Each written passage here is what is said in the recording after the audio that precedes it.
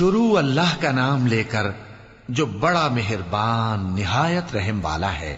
جو لوگ کافر ہیں یعنی اہل کتاب اور مشرک، وہ کفر سے باز رہنے والے نہ تھے یہاں تک کہ ان کے پاس کھلی دلیل آ جائے، یعنی اللہ کا ایک پیغمبر جو پاک اوراق پڑھ کر سناتا ہے جن میں مستحکم آیتیں لکھی ہوئی ہیں، اور اہل کتاب جو فرقوں میں بٹے ہیں تو دلیل واضح کے آنے کے بعد ہی بٹے ہیں، حالانکہ ان کو حکم تو یہی ہوا تھا کہ اللہ کی عبادت کریں، اطاعت کو اسی کے لیے خالص کرتے ہوئے یکسو ہو کر، اور نماز قائم کریں اور زکوٰۃ دیں، اور یہی مضبوط اصولوں والا دین ہے۔ جو لوگ کافر ہیں یعنی اہل کتاب اور مشرک، وہ دوزخ کی آگ میں پڑیں گے اور ہمیشہ اسی میں رہیں گے۔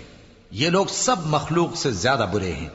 بے شک جو لوگ ایمان لائے اور نیک عمل کرتے رہے وہ تمام خلقت سے بہتر ہیں۔